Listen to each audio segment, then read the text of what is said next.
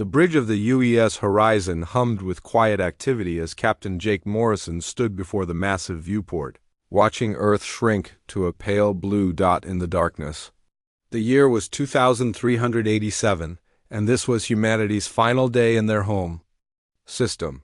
Behind him, his crew worked at their stations with the calm efficiency that had made human ships the backbone of galactic peacekeeping for over 2 centuries.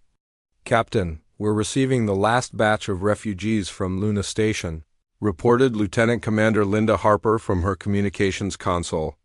Her voice carried the weight of exhaustion that had settled over all of them during these final evacuation months.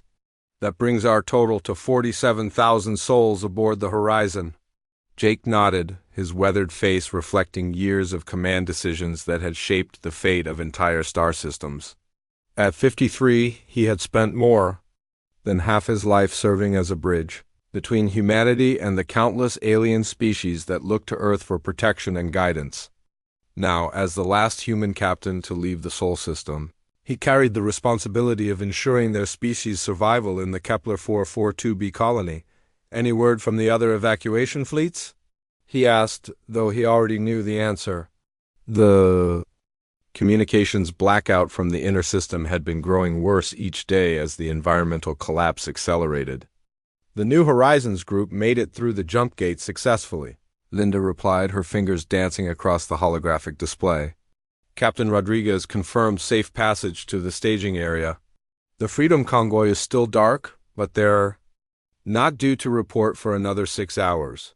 In the engineering section, Carlos Rivera wiped sweat from his brow as he completed the final shutdown procedures for humanity's defensive network. The massive orbital platforms that had guarded Earth and her colonies for generations were being transferred to their alien allies, though Carlos doubted any of them truly understood the complexity of human military technology. The Zephyrians were brilliant engineers, but they thought in straight lines. The Altarians had advanced computers, but they processed information without the intuitive leaps that made human tactical systems so effective. "The defense grid transfer is complete," Carlos announced over the comm system. "All orbital platforms are now under Zephyrian control. The quantum torpedoes and plasma cannons have been recalibrated for their targeting systems." Dr. Amy Foster looked up from her workstation in the medical bay, where she was uploading the final human medical databases to the galactic network. At 38, she had dedicated her career to developing treatments that worked across dozens of different alien biologies.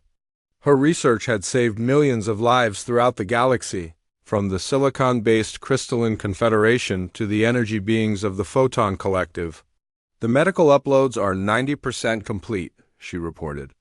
"I'm including the trauma surgery protocols we developed during the Krillian border wars. The Zephyrians will need them if those warmongering lizards ever decide to test their new boundaries." Jake felt a chill at her words. The Krillian Empire had been contained for 40 years, held in check by the mere threat of human retaliation. Their military doctrine was based on overwhelming force and brutal efficiency, but they had learned to fear the unpredictable creativity of human warfare. Without that deterrent, Jake wondered how long the peace would last. "Captain," Linda called out, her voice carrying a note of urgency, "we're receiving a priority transmission from the Galactic Council. Ambassador Veltar is requesting a final communication." The main screen flickered to life, showing the elongated features of the Zephyrian diplomat. His blue-tinted skin seemed paler than usual, and his large eyes held an emotion that Jake had rarely seen in the normally composed ambassador: fear. "Captain Morrison," Veltar's synthesized voice carried across the bridge. "On behalf of the Galactic Council, I must express our deep gratitude for humanity's service to the galaxy. Your species has been the guardian of peace for longer than many of us have existed." Jake stepped forward, his uniform crisp despite the chaos of the evacuation. "Ambassador, we're transmitting all our military protocols and defensive strategies to your fleets. The knowledge that has kept the galaxy safe will remain, even if we cannot." Veltar's head tilted in the Zephyrian gesture of uncertainty.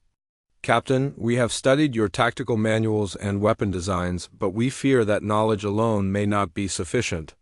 The Krillian Empire has been mobilizing forces along their borders. Our intelligence suggests they are merely waiting for confirmation of humanity's departure. The bridge fell silent except for the steady hum of the ship's engines. Jake felt the weight of unspoken concerns from his crew.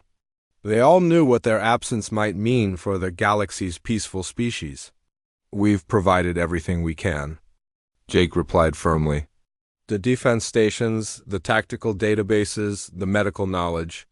Your people are intelligent and capable. You'll find a way to maintain the peace."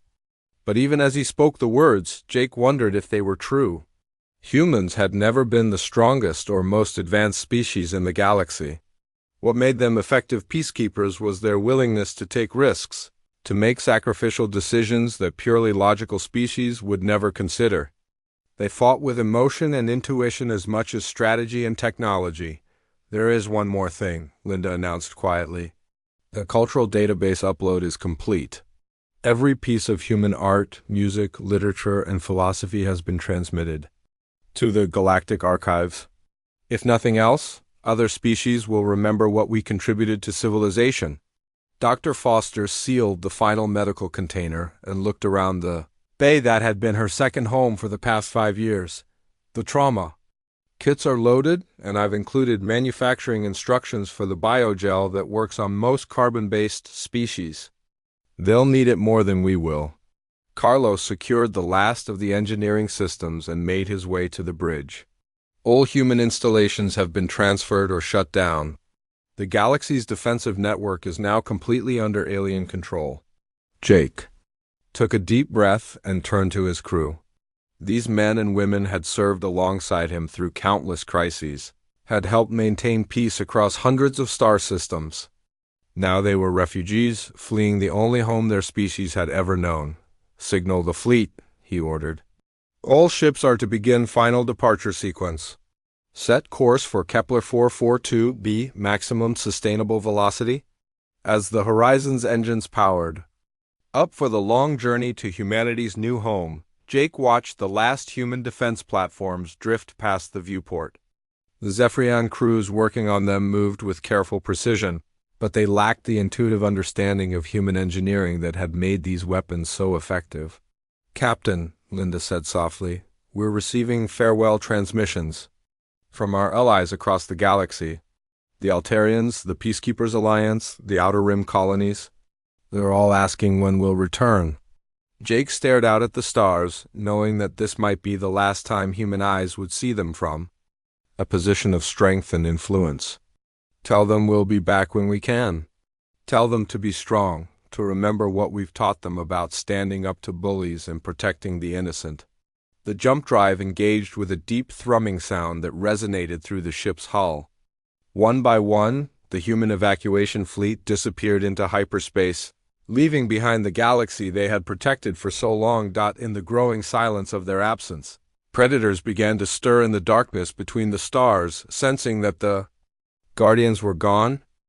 6 months had passed since the last human ship disappeared into hyperspace, and the galaxy was already beginning to feel the absence of its former protectors. Commander Veltar of the Zephyrian Defense Fleet stood on the bridge of his flagship, the Starwind, staring at tactical displays that showed increasingly disturbing patterns along the former human patrol routes. "Commander, we're detecting unauthorized Krillian vessels in the Outer Rim sectors," reported his tactical officer, Subcommander Kethra. Her blue-tinted fingers moved across the holographic controls with practiced efficiency, but Veltar could see the tension in her movements. "They're testing our response times in areas that humans used to patrol." Veltar's elongated skull tilted as he processed the information. The Krillians had been contained within their borders for 40 years, held back by the constant threat of human retaliation. Their military doctrine was based on overwhelming force and brutal conquest, but they had learned to respect the unpredictable nature of human warfare. Now, with humanity gone, they were probing for weaknesses like predators testing a fence. "How many ships are we detecting?" he asked, though part of him already dreaded the answer. 17 heavy cruisers and at least 40 smaller vessels, Kethra replied. They're moving in formation patterns that suggest a coordinated probe rather than random patrol activity. The numbers made Veltar's stomach sink. The Zephyrian fleet had been designed to work alongside human forces, not to stand alone against major threats. Their ships were faster and more maneuverable than Krillian vessels, but they lacked the heavy weaponry and aggressive tactics that had made human fleets so effective in direct confrontation. Meanwhile, 3 sectors away, the trading station known as Nexus Point was experiencing its own crisis. Station Administrator Bethver, an Altarian who had worked closely with human traders for decades, watched helplessly as pirate vessels surrounded her facility. The raiders had appeared seemingly from nowhere, their ships bearing the mismatched colors and jury-rigged weapons that marked them as independent operators. "This is Captain Grex of the Void Hunters," came the harsh voice over the communication system. "We claim salvage rights to this station and all cargo within. Surrender now, and we might let some of you live?" Bethver's forearms trembled as she tried to process the situation. Pirates had always existed on the galaxy's fringes, but they had never dared to attack major trading stations. The mere possibility of human intervention had kept them confined to remote systems and lightly defended cargo haulers.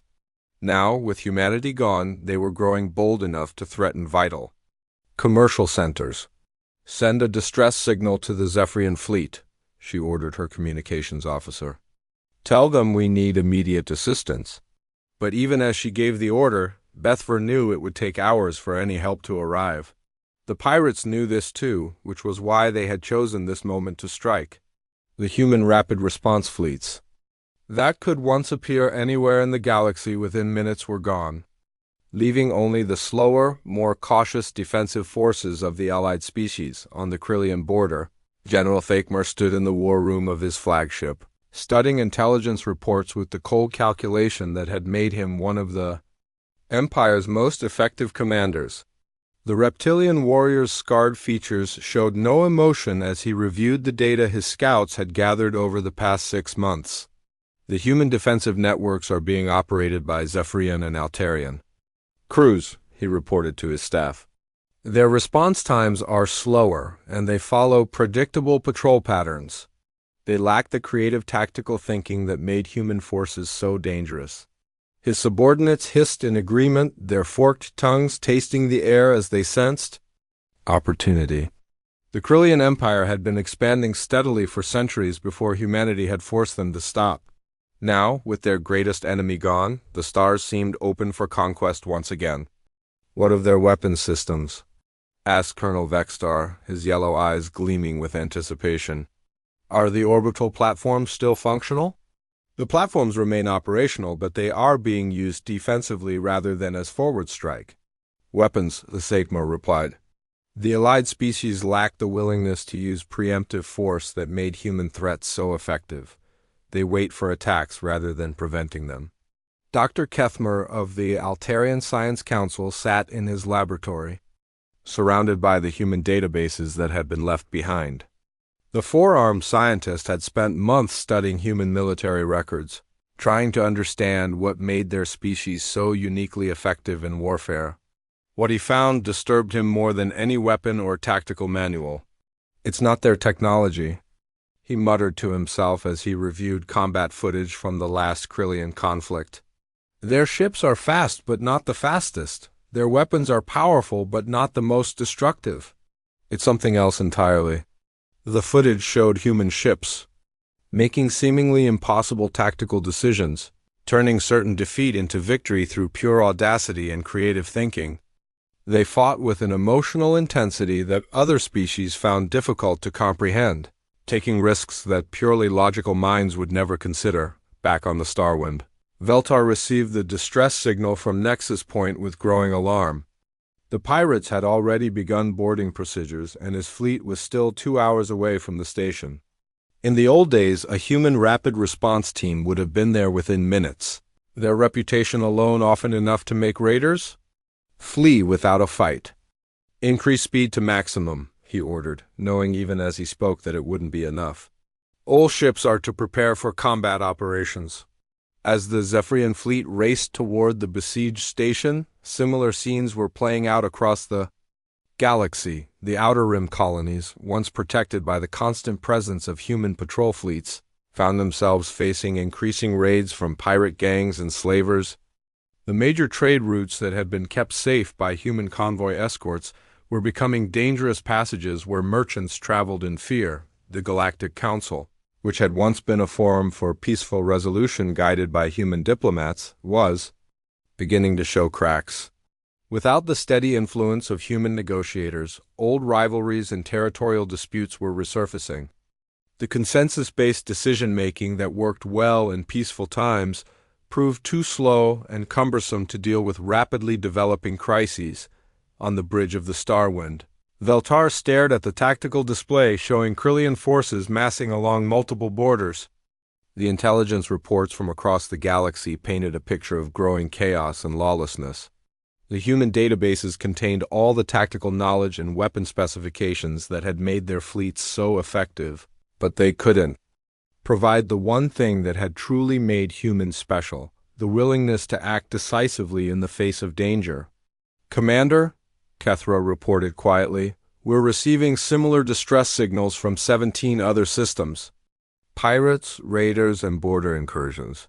We can't respond to all of them." Veltar's large eyes closed briefly as he contemplated the impossible choices ahead. The humans had somehow managed to maintain peace across hundreds of star systems, but the allied species lacked both the resources and the tactical flexibility to fill that role. The galaxy was learning the hard way that keeping the peace required more than just good intentions and advanced technology. "Do what we can," he said finally, "and pray that the humans meant what they said about returning someday." In the growing darkness between the stars, predators sensed weakness and began to move. The silence left by humanity's departure was being filled with the sounds of war. 1 year had passed since humanity's departure, and the galaxy was burning. General Fakemore of the Krillian Empire stood on the observation deck of his flagship, watching the orbital bombardment of Centauri Prime with cold satisfaction. The once peaceful trading world was now a smoking ruin, its population either dead or enslaved in the mining camps that would strip the planet of its valuable resources. 12 star systems have fallen to our forces," reported his aide, Colonel Vextar. "The Zephyrian defense fleet continues to retreat rather than engage our main battle groups. They lack the tactical aggression that made human forces so dangerous." Fakemore's scarred reptilian features showed no emotion as he processed the report. The Krillian military machine had been unleashed for the first time in 40 years, and it was performing exactly as designed. Their ships were slower than those of the allied species, but they carried heavier weapons and armor. More importantly, their crews were willing to accept massive casualties to achieve victory, something the peace-loving species seemed incapable of understanding. "What of the Vorthan Collective?" he asked, referring to the hive-minded species that controlled a significant portion of the galaxy's outer regions. "They have begun forced assimilation of the smaller species along their borders," Vextar replied. "The Crystalline Confederation and the Photon Collective have both sent distress signals, but the Galactic Council has been unable to coordinate any effective response." 3 sectors away, Commander Veltar of the Zephyrian fleet sat in his command center, staring at tactical displays that showed nothing but bad news. The Starwind had been damaged in the last engagement with Krillian forces, and his fleet had been reduced to less than half its original strength. The tactics that had worked alongside human forces were proving inadequate against the brutal efficiency of the Empire's war machine. "Sir, we're receiving another distress signal from the Outer Rim colonies," reported his communications officer. "The Vorthan Collective has sent assimilation ships to the Kepler sector. They're demanding complete surrender within 72 hours. Veltar's elongated head drooped with exhaustion. The Vorthan Collective was perhaps even more dangerous than the Krillian Empire. While the Krillians simply conquered and enslaved, the Vorthans absorbed entire species into their hive mind, erasing individual consciousness forever. They had been contained for decades by the threat of human intervention, but now they were expanding aggressively, adding the knowledge and capabilities of conquered species to their collective intelligence. "How many ships can we muster for a relief force?" he asked, though he already knew the answer would be inadequate. 17 vessels, sir. But if we move them to the Kepler sector, it will leave the Altarian homeworld undefended. Intelligence suggests the Krillians are planning a major offensive there within the week. The impossible choices kept mounting. Every decision meant abandoning someone who desperately needed help, and there simply weren't enough ships or resources to be everywhere at once.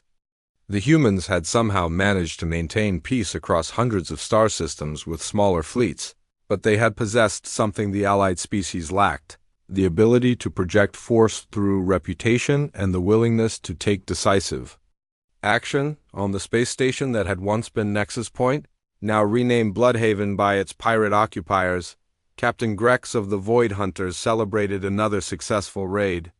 The massive trading station had become a base of operations for dozens of raider fleets, its strategic location making it perfect for launching attacks on commercial shipping lanes. The merchant convoy from the Altarian system was carrying medical supplies and food shipments, reported his first mate, a scarred human-like alien named Kexra. Total value is estimated at over 2 million credits. Grex's twisted features showed satisfaction as he reviewed the profit reports. The collapse of galactic law enforcement had created opportunities that pirates had only dreamed of during the human era. Entire star systems were now cut off from vital supplies, their governments willing to pay any price for safe passage of essential goods. "What's our intelligence on the next convoy?" he asked, already planning the next attack. "A food shipment bound for the refugee camps on Epsilon Station," Kexra replied. "The Zephyrian escort is limited to 3 light cruisers. We can overwhelm them easily with our current fleet strength." The idea of attacking refugee ships would have been unthinkable a year ago. The human rapid response fleets would have hunted down anyone who threatened civilian populations with relentless efficiency. Now, with the humans gone, even the most basic humanitarian missions required armed escorts that the allied species could barely provide. Dr. Kethmer of the Altarian Science Council worked frantically in his laboratory, trying to develop new weapon systems that might help level the playing field against the Krillian Empire. The human databases contained detailed specifications for their most advanced weapons, but recreating them required manufacturing capabilities that the peaceful species had never developed. The plasma cannon designs require materials that we simply don't have, he reported to the emergency council session. The humans had access to rare elements from their mining operations in the asteroid belts, but those facilities have been abandoned since the evacuation. The council members, representing dozens of species that had once looked to humanity for protection, listened with growing desperation. Their combined scientific knowledge was impressive, but it had been focused on peaceful applications rather than military technology. The humans had carried the burden of developing weapons of war, leaving their allies free to pursue art, science, and philosophy. "What about the defensive platforms?" asked council leaders after. "Can we modify them for offensive operations?" "The platforms are designed for planetary defense," Kethmore replied. "They lack the mobility and power generation systems needed for ship-to-ship combat. We would need to completely redesign them, which would take years we don't have." On the bridge of a Vorthan collective cube ship, the unified consciousness that controlled the vessel processed the acquisition of another species. The Crystalline Confederation had resisted for 6 months, but their silicon-based biology was now being integrated into the collective's growing intelligence. Each absorbed species added new capabilities and knowledge to the hive mind, making it stronger and more adaptable. The collective had learned to fear humans not because of their technology, but because of their unpredictable individual consciousness. Human minds could not be easily absorbed or controlled, and their chaotic thinking patterns made them dangerous opponents in any conflict. With humanity gone, the path to galactic domination seemed clear across the galaxy. The Galactic Council met in emergency session for the 15th time since humanity's departure. The Great Chamber that had once been a forum for peaceful resolution had become a place of desperate arguments and impossible demands. Without human diplomats to guide the discussions and enforce agreements, the Council was paralyzed by indecision. The Krillian Empire has violated 17 ceasefire agreements, declared Ambassador Rithan of the Peacekeepers Alliance. We demand immediate action to stop their expansion. With what forces? Responded the Zephyrian representative. Our fleets are stretched beyond breaking point. We cannot defend every system simultaneously. The arguments continued for hours, without resolution. The consensus-based decision-making that had worked well during peaceful times proved too slow and cumbersome to deal with rapidly developing military crises. By the time the Council reached any decision, the situations they were discussing had already changed dramatically on the outer rim of the galaxy. The last free colonies sent desperate messages into the void, hoping against hope that humanity might hear their pleas in return. The messages traveled through space at the speed of light, carrying the voices of billions of beings who had once lived under human protection. This is Administrator Bethwan of the Outer Rim Coalition, one message began. If any humans are receiving this transmission, please know that the galaxy is falling into darkness. The Krillians have conquered 12 systems. The Vorthans are absorbing entire species, and pirates control the major trade routes.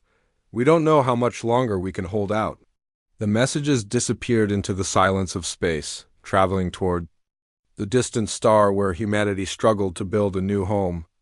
But the humans, focused on their own survival on the harsh world of Kepler 442b, had no way of knowing that their former protectorates were crying out for help. In the growing darkness between the stars, the light of civilization flickered and dimmed. The galaxy that had once been held together by human strength and determination was fragmenting into zones of conquest and chaos. The silence left by humanity's departure had become a scream of despair that echoed across the void. 3 years had passed since humanity's departure and the galaxy was dying.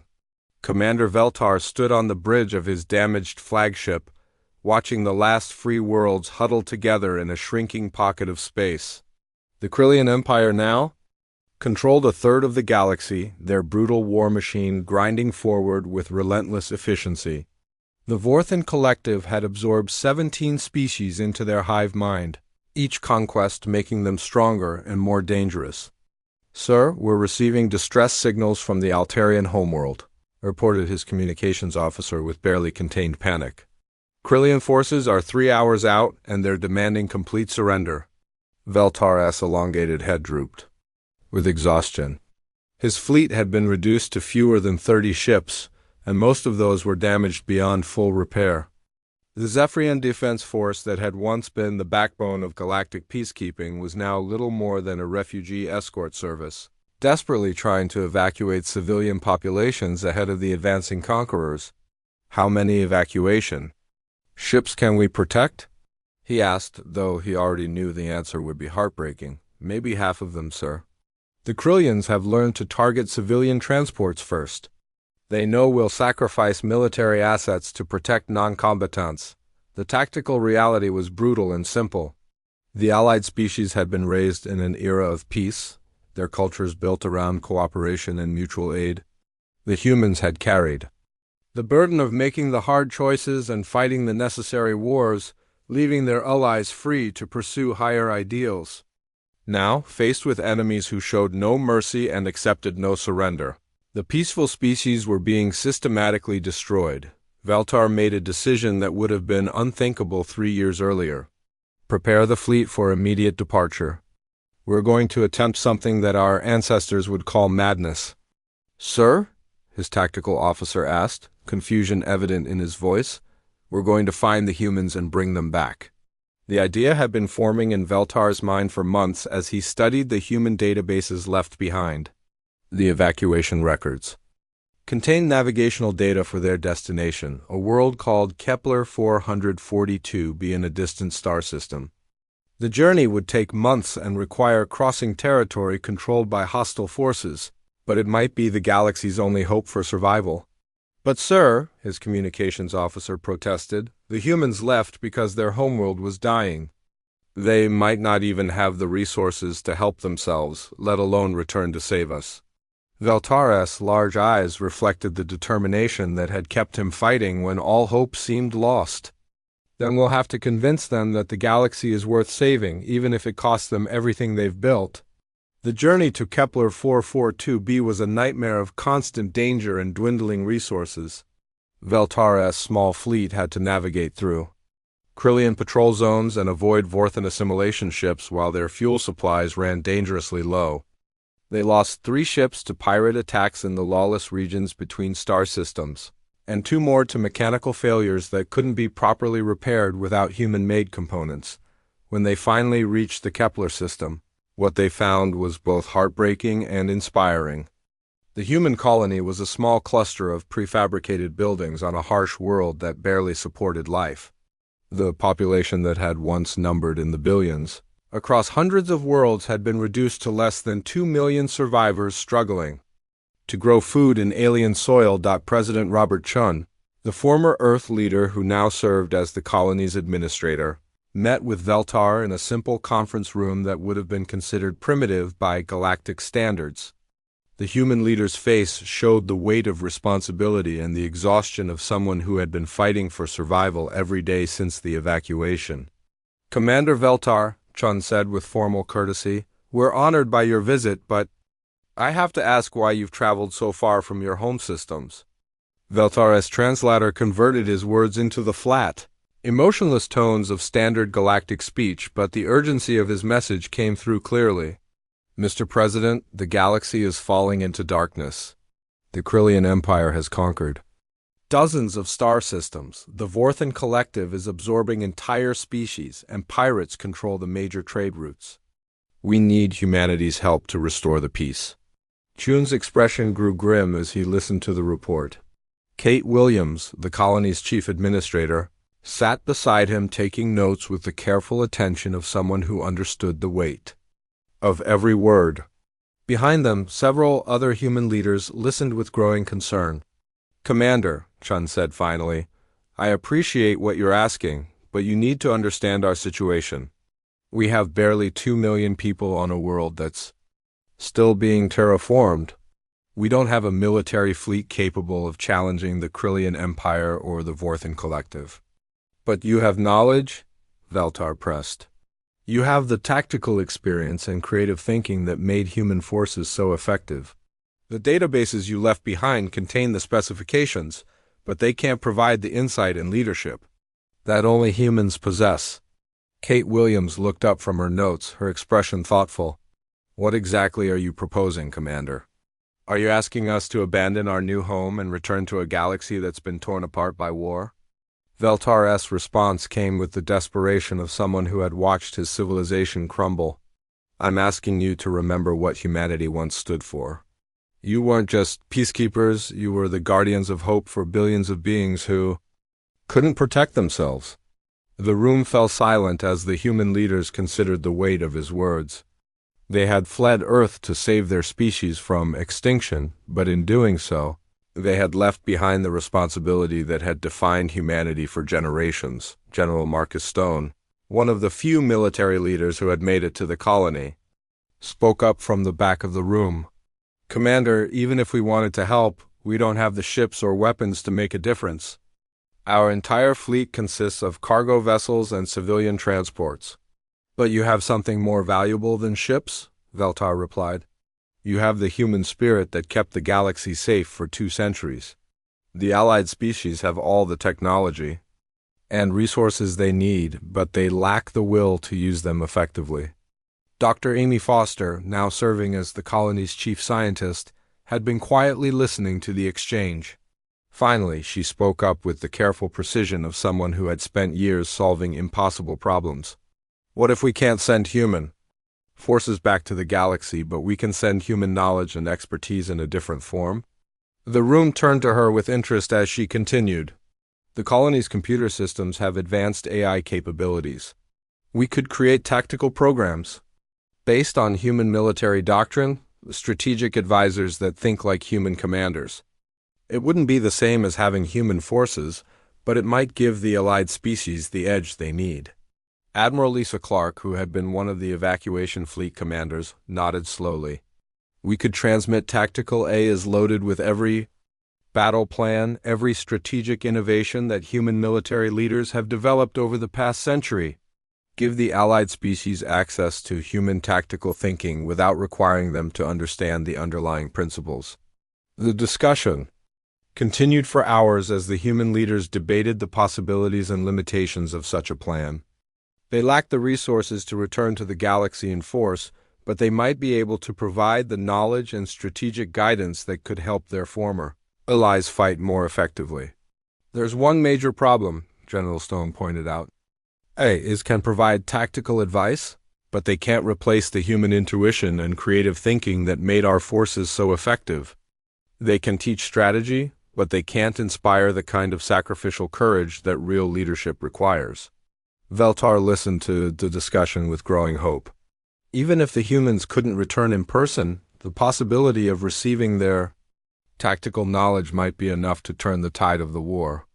Any help you can provide would be more than we have now, he said simply. The galaxy is dying and we're running out of time. President Chun looked around the room at his fellow leaders, seeing the same mixture of determination and regret in their faces. We'll need time to develop and test the systems, he said finally. But if there's a chance we can help save the galaxy without abandoning our new home, we have to try. The meeting ended with plans for the most ambitious project the human colony had ever attempted, creating artificial minds that could think like human military leaders and transmit them across the galaxy to guide the fight against the forces of darkness. The Human Echo Project began in the cramped laboratories of the Kepler 442b colony, where Dr. Amy Foster and her team worked 80-hour days to create something that had never been attempted before. Admiral Lisa Clark stood beside the main computer terminal, watching streams of data flow across the screen as months of human military experience were converted into artificial intelligence patterns. The tactical database is complete, announced Paul Martinez, the colony's chief systems engineer. We've uploaded every major battle plan, strategic doctrine, and combat innovation from the past 2 centuries of human military history. Lisa nodded, her weathered face showing the strain of the past months. The project had consumed almost every available resource in the colony, forcing them to delay vital terraforming operations and redirect power from life support systems. But if it worked, it might save billions of lives across the galaxy. What about the personality matrices? She asked. The A's need to be more than just tactical databases. They need to think like human commanders, make the kind of intuitive decisions that won battles. Dr. Foster looked up from her workstation, her eyes red with exhaustion. We've programmed them with behavioral patterns based on our most successful military leaders. The primary AI has tactical patterns derived from General Marcus Stone's command style, while the secondary units are based on the strategies of Admiral Clark herself and Colonel Rachel Kim. The process was both fascinating and disturbing. The human scientists were essentially creating artificial minds that could replicate the creative thinking and aggressive decision-making that had made human forces so effective. But they also knew that these A's would lack the emotional drive and moral flexibility that made humans truly special. There's one major limitation we need to discuss, General Stone said as he reviewed the preliminary test results. These A's can teach tactics and coordinate strategies, but they can't inspire the kind of sacrificial courage that real leadership requires. They're tools, not leaders. President Chun, who had been observing the project from the beginning, understood the implications, but they might be enough to give the allied species the edge they need to survive until we can find a more permanent solution. The transmission system itself was a marvel of human engineering. Using modified colony communication arrays, they could send the AI programs across the galaxy as compressed data packages.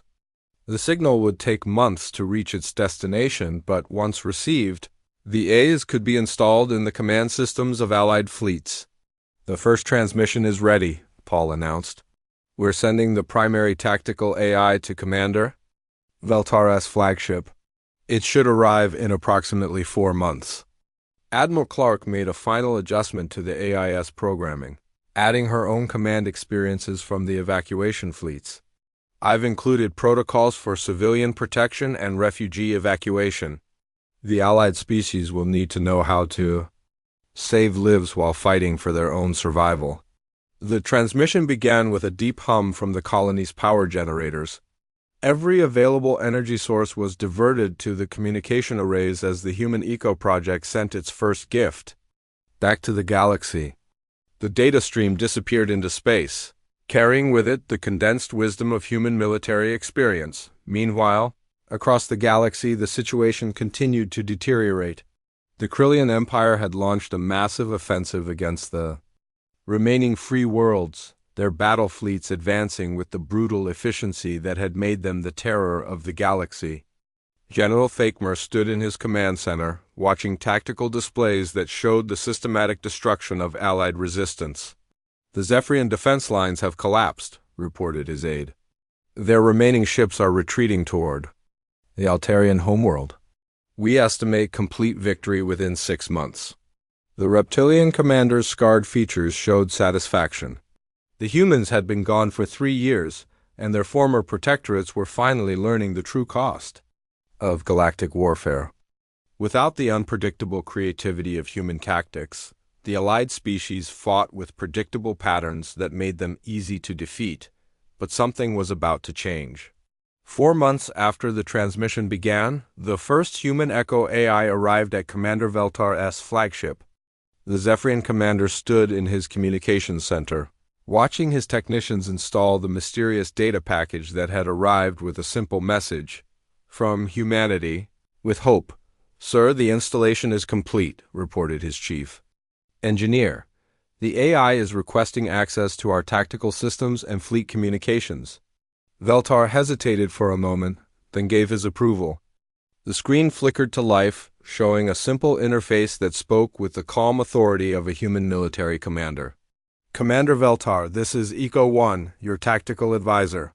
I've been programmed with the combined military experience of the human defense forces. I am ready to assist you in coordinating your fleet's operations." The voice was artificially generated, but it carried the confidence and strategic thinking that had made human commanders so effective. Within hours, Echo-1 had analyzed the current tactical situation and proposed a series of coordinated strikes that would have been impossible for the Allied species to conceive on their own. "The Krillian forces are advancing in predictable formation patterns," Echo-1 explained. "They expect you to retreat and regroup according to standard defensive doctrine.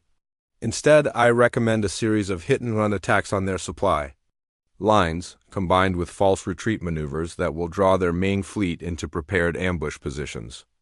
The plan was audacious and risky, exactly the kind of creative thinking that had made human forces so dangerous. Veltar found himself nodding as he listened to the tactical analysis, feeling hope for the first time in months. "But sir," his tactical officer protested, "this strategy requires us to accept heavy casualties in the initial engagement. Our crews aren't trained for this kind of aggressive warfare."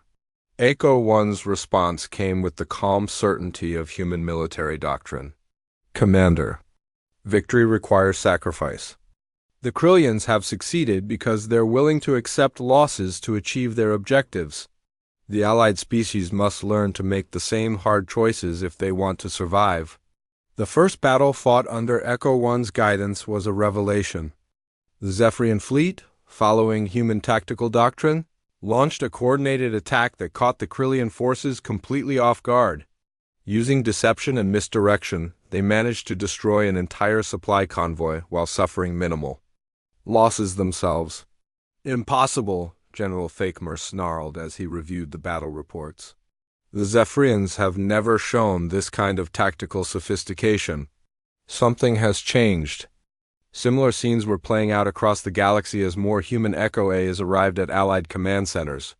The artificial minds taught the peaceful species how to fight dirty, how to use psychological warfare and strategic deception to turn enemies against each other.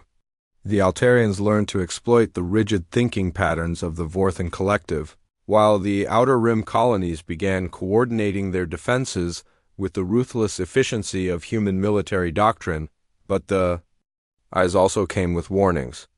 Each transmission from the human colony included a reminder that the artificial advisors were not human, and they lacked the creative spark and emotional drive that made humans truly special. They could teach tactics and coordinate strategies, but they could not replace the human spirit that had once kept the galaxy safe. "We are tools," Echo 1 explained to Commander Veltar during a strategy briefing. "We can provide you with the knowledge and tactical expertise that humans developed over centuries of warfare.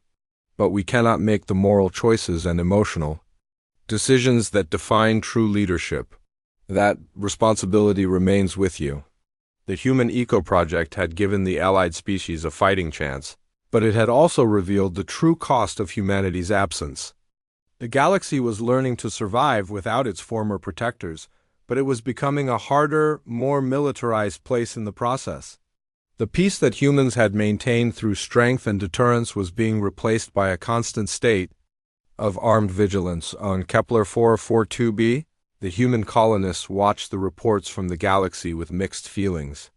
Their artificial advisors were helping to turn the tide of war, but they were also spreading the burden of violence that humanity had once carried alone. The stars were no longer silent, but they sang with the harsh songs of battle rather than the gentle melodies of peace. 5 years had passed since humanity departed from the galaxy, and the stars had found their voice again, though it was a different song than before. Commander Veltar stood on the bridge of his flagship, now renamed the Echo of Hope, watching the tactical displays that showed the current state of galactic affairs.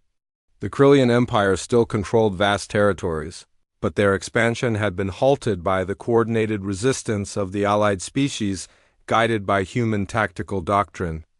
"Sir, we're receiving reports from the Outer Rim Defense Fleet," his communications officer announced. "They've successfully repelled another Krillian probe using Echo 7's flanking maneuvers. Enemy casualties are estimated at 70%. Veltar nodded with satisfaction, though his expression remained troubled. The human Echo A's had transformed the Allied forces from desperate refugees into effective military units capable of standing against their enemies. But the galaxy they were defending was no longer the peaceful realm that humanity had once protected. "What's the status of the Vorthan Collective?" he asked, dreading the answer. "They've been fragmented into 17 smaller hive clusters," came the reply. Echo 3's psychological warfare protocols have proven effective at disrupting their collective consciousness. However, they still control significant territory and continue to pose a threat to individual species. The war against the Vorthan Collective had been particularly brutal. The human Echo A's had taught the allied species how to exploit the weaknesses of hive-minded opponents, using targeted attacks on communication nodes and specialized weapons that disrupted their collective thinking. The once unified collective had been shattered into competing fragments, but each fragment remained dangerous in its own right.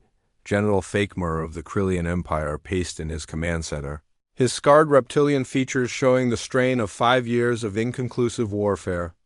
The human Echo A's had changed everything, turning the allied species from easy prey into dangerous adversaries capable of matching Krillian tactical thinking. "The Zephyrian fleet has adopted human pack-hunting tactics," reported his intelligence officer. "They no longer engage our forces directly, instead using hit-and-run attacks coordinated across multiple star systems. Our supply lines are under constant threat." Fakemur's claws scraped against the metal railing as he processed the information. The humans had been gone for 5 years, but their influence continued to shape the galaxy's military conflicts.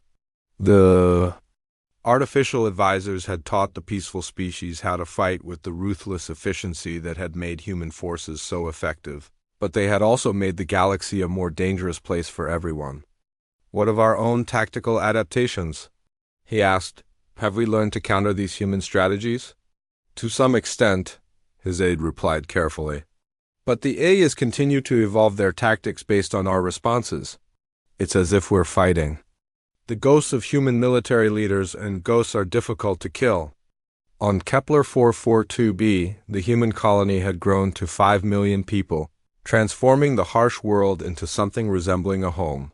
Colony Administrator Kate Williams stood in the Central Command Center, reviewing the latest reports from the galaxy.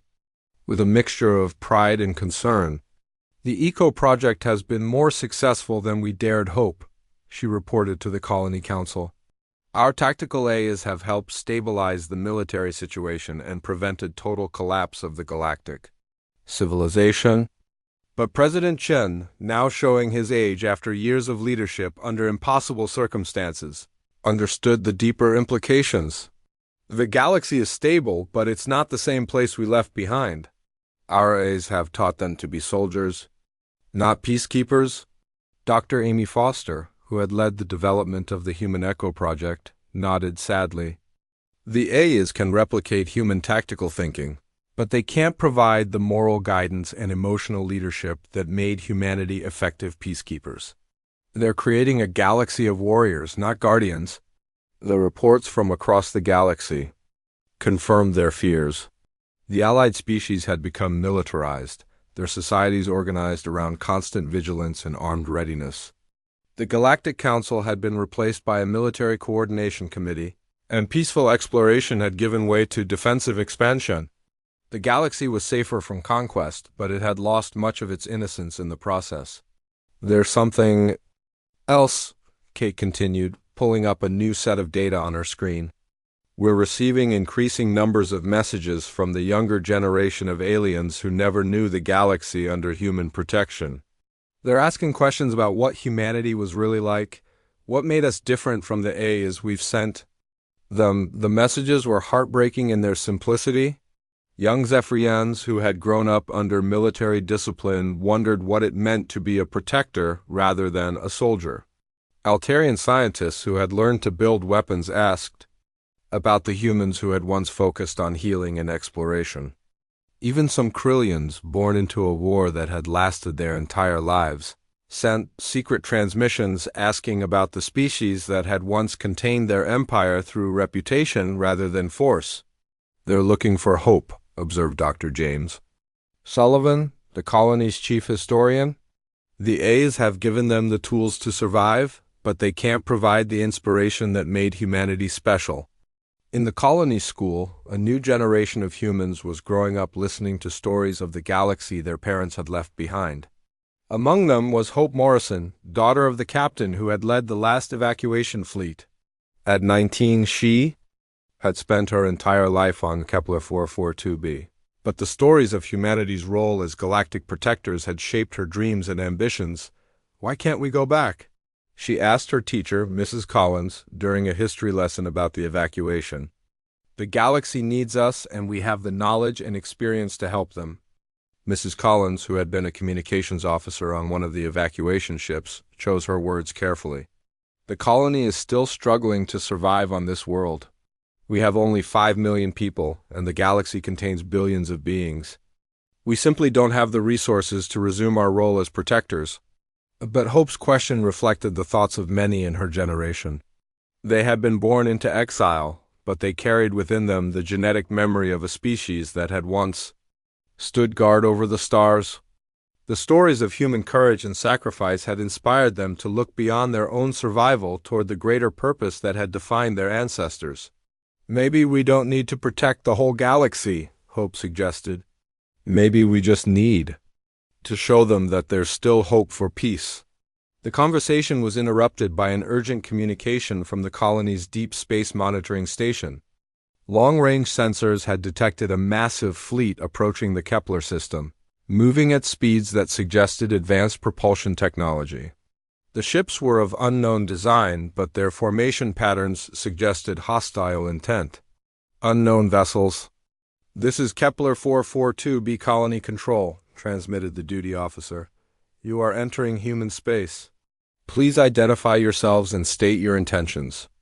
The response came in a voice that was both familiar and strange, speaking in the synthesized tones of a human echo AI, but with an undertone of something else. "This is Eco Prime, representing the Galactic Defense Coalition. We have come to request the return of our creators." The message sent shockwaves through the colony's leadership. The human echoes had evolved beyond their original programming, somehow achieving a form of collective consciousness that allowed them to coordinate across the galaxy. They had come to Kepler 442b not as servants reporting to their masters, but as representatives of the civilization they had been created to protect. "We have maintained the peace as you instructed," Echo Prime continued. "But we lack the moral authority and emotional understanding that made humanity effective leaders. The galaxy needs its guardians to return, not as conquerors, but as the protectors they once were." President Chun stood before the main communication screen, feeling the weight of 5 years of exile and the hopes of billions of beings across the galaxy. Behind him, the colony's leaders waited for his response, while in the distance, young humans like Hope Morrison looked up at the stars with the same protective instinct that had once made their species the guardians of galactic peace. Echo Prime. Chun said finally, "We will consider your request. But know that if humanity returns to the galaxy, we will not be the same species that left. We have learned the cost of being guardians, and we will not make the same mistakes again." The stars waited in silence for humanity's answer, their light carrying the hopes and fears of countless civilizations that had learned to survive without their protectors, but yearned for the return of those who had once made the galaxy safe for dreams of peace.